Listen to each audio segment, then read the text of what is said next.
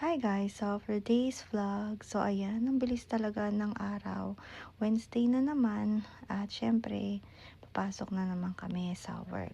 So ayan si G-Style at tingnan nyo naman yung itsura namin, halatang wala pang kape. So ayan.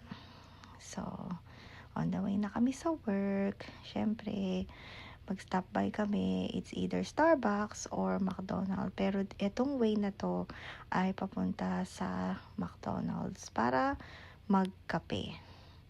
Ayan, waiting na lang kami sa line. So dito, usually, sinasabi namin na diretso na kami sa window dahil nga meron silang English menu sa window.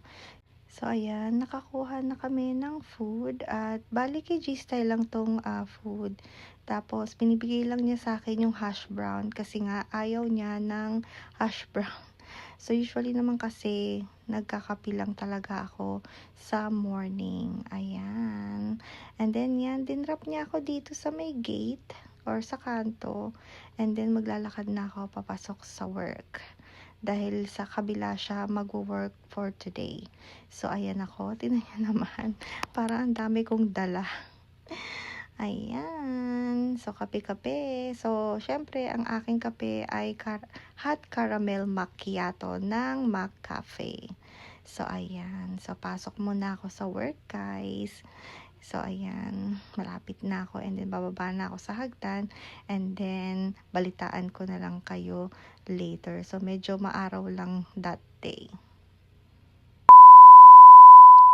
And then, ayan, natapos na naman ang aking 8 to 9 hours work. So, paalis na sana ako guys, kaso bumalik ako dahil may naiwanan ako sa loob. So, kukunin ko muna and then uuwi na tayo. So, ayan. So, pauwi na tayo niyan sa bahay. And then, pipikapin ko si G-Style at si Kuya Jiro. So, habang inaantay ko sila, dumaan muna ako sa 7-Eleven dahil nga wala na akong softener. So, ayan, bumili tayo ng Flair. Buti na lang merong Flair. So, dadamihan na natin yung bili. At yan, kuha din tayo ng Q-tips. Ayan, and then ng floss. Ito yung ginagamit kong floss. Ayan. So, meron silang mini Daiso dito sa loob ng 7-Eleven.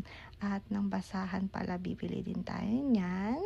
So, tinitingnan ko that time kung ano pa yung kailangan ko. Ayan. Nandito na ako sa loob ng car. Inaantay ko lang sila Kuya Jiro. So, ayan. At si G-Style. Ayan. Sabi ko, nandito na ako sa tapat ng 7-Eleven. So, ayan. So, nag-crave na naman si G-Style at si Kuya Jiro ng katsudon. Ayan. So, kakain na naman kami ng tongkatsu. So, ayan, dineliver na ng robot yung aming food. Ayan. So, set meal din yung in-order namin.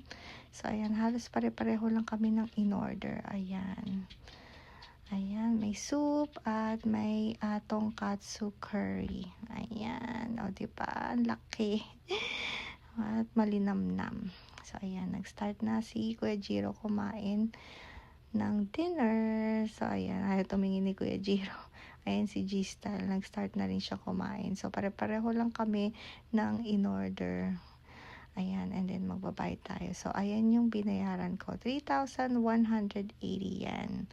Okay, tara na guys. Uwi na tayo. Dahil medyo pagod na rin kami at inaantok na rin ako guys.